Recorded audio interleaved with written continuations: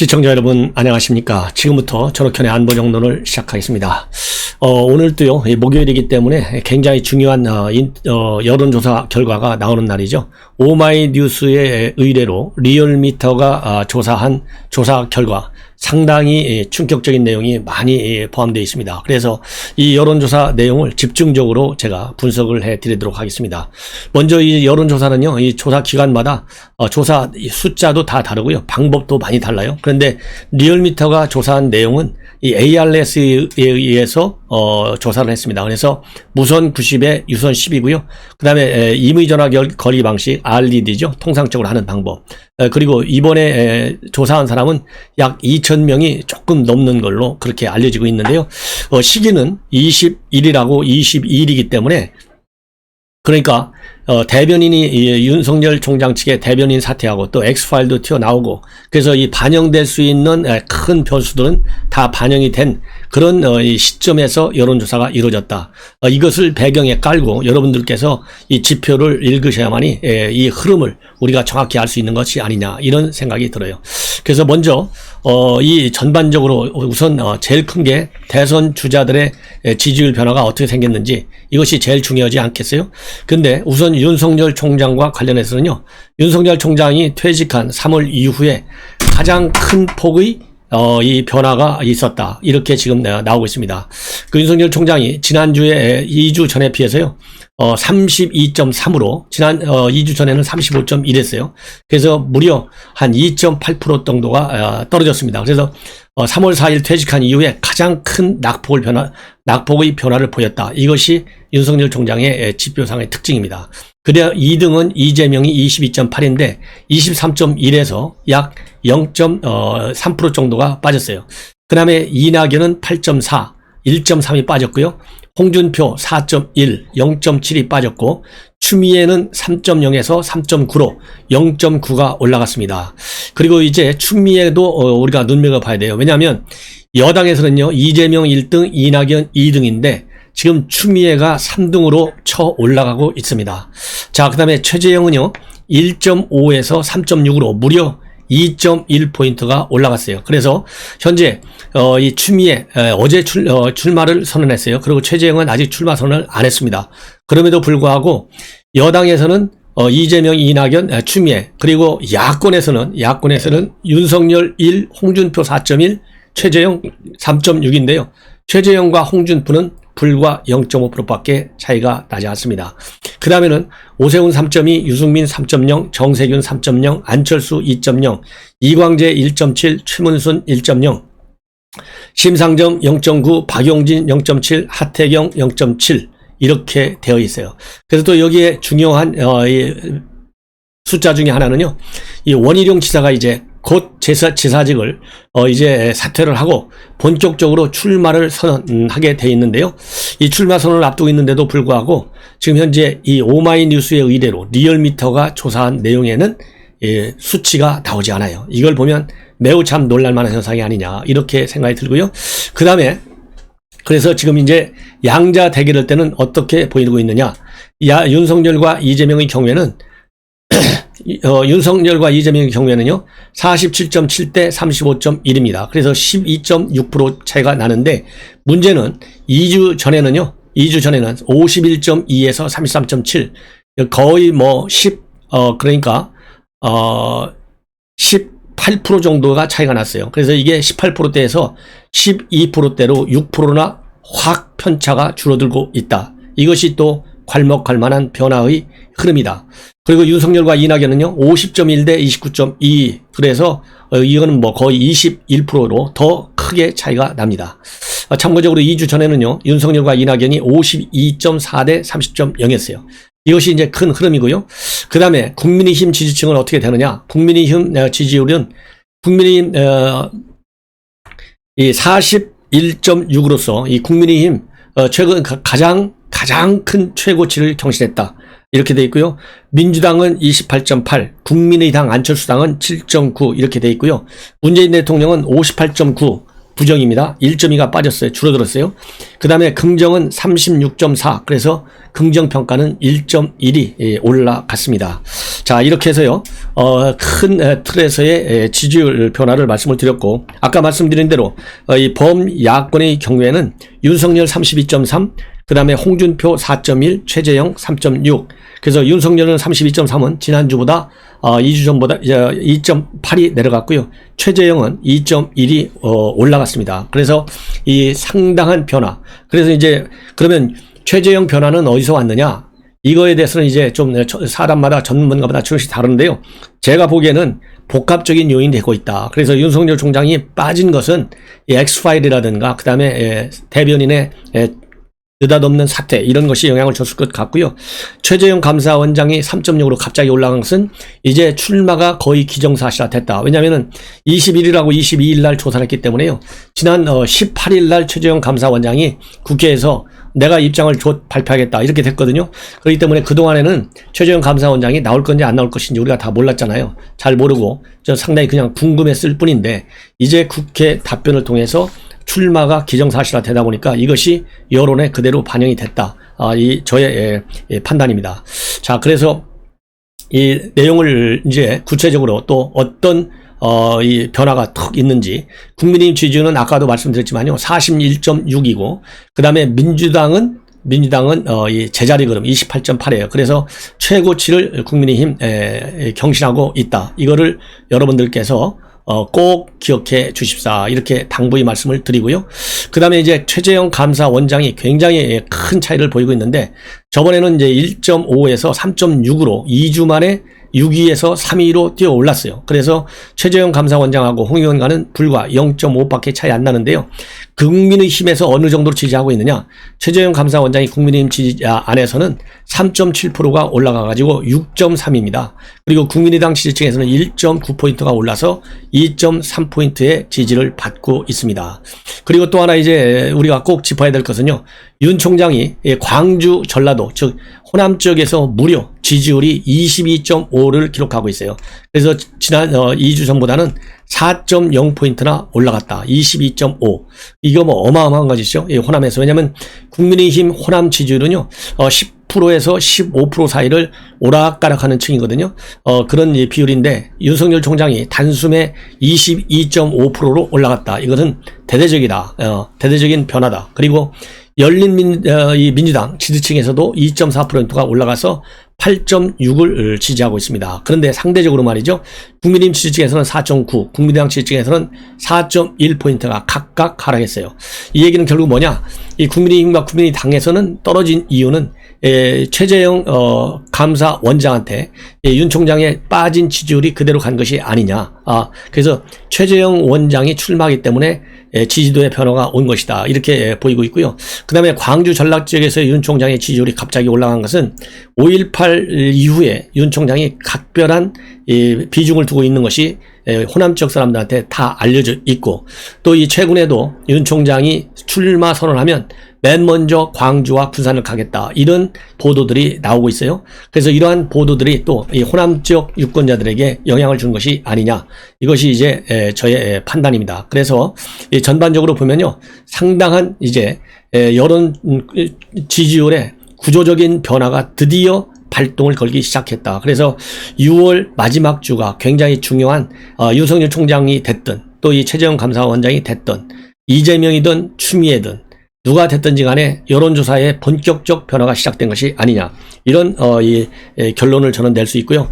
그 다음에 범야권의 지지도는 49.5입니다. 그리고 범여권의 지지도는 42.4. 그래서 무려 야권 후보의 지지율이 7%가 앞선다. 이거로 2주 전과 비교하면요. 7.1대 7.2. 그래서 별 차이가 없어요. 이걸 보면 심판론이 여전히 우세하다. 이런 결론을 내릴 수가 있어요. 그래서 이번 여론조사의 큰 흐름을 보면 야권 심판론이 굳어지고 있는 추세이고 그 다음에 윤석열 총장의 지지도도 말이죠. 제가 화면에 띄울 수가 없어서 참 안타까운데요. 이 지지도를 보면 윤 총장은 30%대에서 계속해서 그러니까 3월 사퇴한 이후에요. 34.4에서 제일 낮은 선이 5월 달에 있었는데요. 5월에 30.5입니다.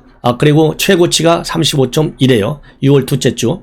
이걸 보면 30.5에서 35.1까지, 그러니까 30% 전반대를 쭉 유지하고 있어요. 3, 4, 5, 6월까지 넉 달 동안을. 이게 하나의 큰 흐름이고, 그 다음에 이재명 지사의 경우에는 21.4에서 22.8 완전히 답보 상태에 들어가 있다. 이렇게 보시면 되고, 이낙연 대표는요 계속 하향 추세입니다. 계속 3월 초에 11.9에서요 지금 8.4까지 계속 하향 추세에 있어요.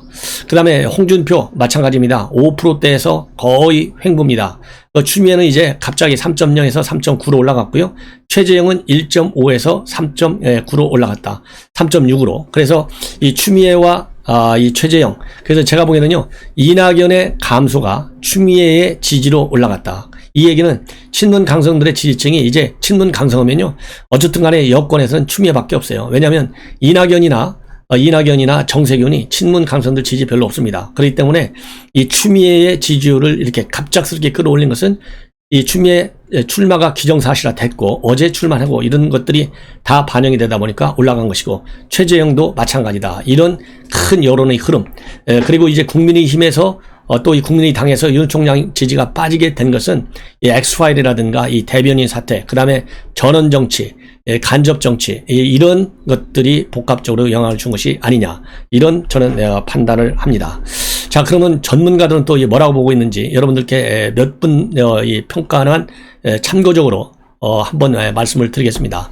우선 요즘에 엑스파일과 관련해서 많은 논란을 벌이고 있는 장성철 이 소장은요 뭐라고 했냐면, 지금 현재 윤 총장의 출마 선언 이후에 최 원장의 사퇴가 실제로 이루어진다면 이 둘이 맞물리면서 각자의 지지율이 어떤 방향을 가리킬지 두어 봐야 되겠다. 상당히 신중하게 보고 있어요. 그러면서 7월부터는 급속히 대선 국면으로 쏠리게 되고 변수가 너무 많아졌기 때문에 한치 앞을 내다볼 수 없는 흥미로운 경선이 각 당에서 펼쳐질 것이다. 이렇게 보고 있고요. 그 다음에 윤태곤 더모아 정치분석실장은 뭐라고 평가하고 있느냐. 최근의 잡음이 반영된 결과이지만 엑스파일보다는 전원정치 논란, 국민의힘 입당식의 혼선, 대변인 교체 등이 원인이 될 것이다. 그리고 엑스파일의 악영향은 조금이다. 유권자들이 아직까지 지켜보는 단계라고 봐야 한다. 엑스파일 자체보다는 윤 총장의 전반적인 대응 역량이 심판대에 오른 것 같다. 그리고 엄경영 시대정신연구소 소장은요, 엑스파일이 제한적이긴 하지만은 영향을 좀 미쳤다. 그리고 국민의힘 지지층에서 윤 총장에 대한 회의론이 고개를 든 것으로 볼 수 있다. 그러면서 윤 총장에게서 빠진 지지율이 최재형 원장한테 일부 이동한 것으로 보이고, 보수 야권 지지자들이 플랜 B를 가능성을 타진하는 셈이다. 이런 이 평가를 내놓고 있습니다. 그래서 제가 여러분들께 분석해 드린 거하고 거의 비슷한 의견들인 것 같아요. 그리고 배철호 리얼미터 수석 전문의원은요, 전원정치, 자명정치 비판을 딛고 대변인을 선임하고 대외 메시지를 적극적으로 내면서 공격적 행보를 보여왔지만 국민의힘 입당 여부와 시기를 둘러싼 캠프의 혼선과 대변인 해임, 장성철 시사평론가 엑스파일 언급에 따른 영향으로 빠지고 있다. 그래서 윤 총장, 국민의힘, 더불어민주당의 서로 불리는 3파전이 예상되는 가운데 3월 총장 사퇴 이후 가장 큰 고비를 맞고 있다. 이런 이 분석을 내놓고 있습니다. 자, 그래서요 이제는 여론 추이의 큰 변화를 봐야 되는데, 윤석열, 이재명 두 분이 가장 중심이고요. 그 다음에는 최재형과 추미애의 여론 지지율의 변화가 굉장히 큰 이 경선 구도의 태풍이 될 것이냐, 미풍이 될 것이냐, 폭풍이 될 것이냐, 이런 거를 판단하는 이 변수가 된다. 그래서요, 어제 이제 추미애가 결국은 이제 대권 도전을 선언했는데요. 대권 도전과 관련해서 과거에 여당 성향했던 사람들 일제히 비판하고 있어요. 이 유인태 그야말로 여권에는 큰 아킬레스 건이 될 것이다. 이런 입장을 내놨고요. 그 다음에 맨 먼저 또 입장문을 내놓은 사람은 이 김영환 의원이죠. 김영환 의원이 추미애랑 같이 95년도에 DJ 때부터 정치를 같이 한 사람이네요. 같이 부대변인으로 출발했기 때문에 김영환 의원이 이 추미애를 아주 잘 압니다. 그래서 최근에도 이 페북에 올려가지고 이 추미애가 잡으려는 검찰 개혁 윤석열 이거 쉽지 않다. 엉뚱한 꽁 잡는다. 이런 얘기가 나왔는데요. 오늘 또, 이 김영환 전 의원이 페북에 글을 올려서 매크로 잡으려다가, 이거는 드루킹 사건 얘기하는 겁니다.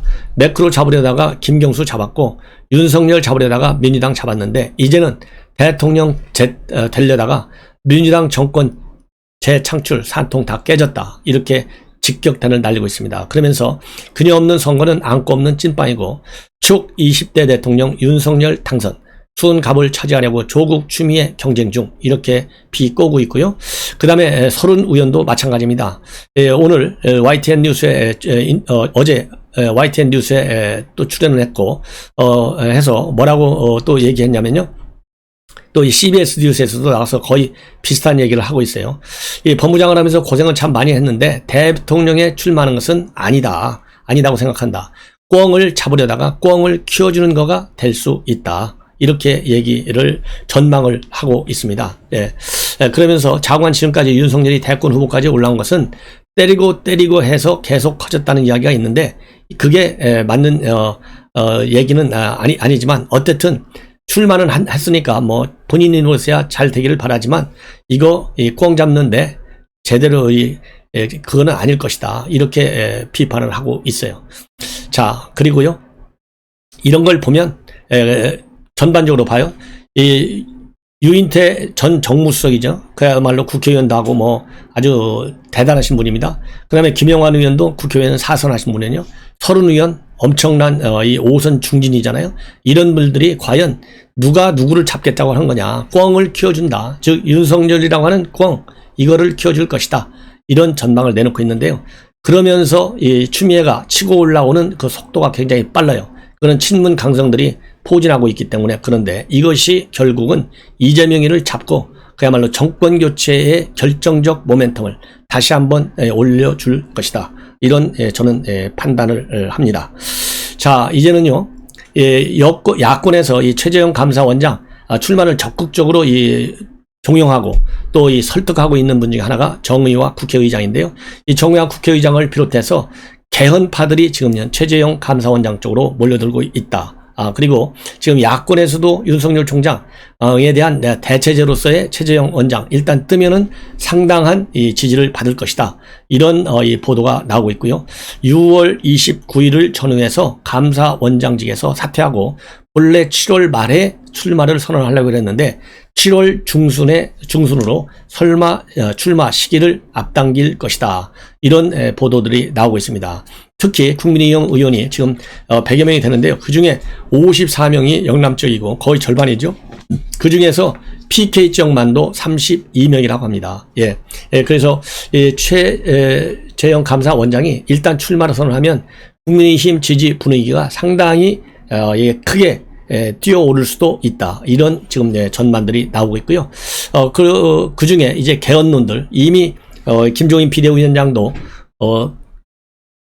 개헌을 통해 즉 분권형 개헌을 고리로 해서 최재형 감사원장을 등판시키려고 한다. 이런 얘기를 간접적으로 들었다고 했는데요. 이 정의당 의장을 비롯한 주변 인물들 가운데서도 이 최재형 감사원장은 임기를 다 태우지 않고 임기 딱 2년만 하고 2024년 총선 때 이 분권형 개헌을 해서 이 대통령은 외치를 그리고 총리는 내치를 그래서 이원 집정부제에 대해서는 국민의 지지가 약하기 때문에 여전히 대통령제가 강하니까 이 내각제로는 가지 않고 이원 집정부제 형태의 이 개헌을 고리로 해서 개헌 지지를 하는 국민들로부터 지지도 받고요. 그 다음에 국민힘 안에서도 이런 개헌 지지자들이 많다. 그리고 민주당 안에서도 이런 분권형 개헌을 지지하는 의원들이 많기 때문에 이런 계산하에 최재형 감사원장이 출마 시기를 선언을 좀 앞당길 수 있다. 이런 보도들이 나오고 있어요.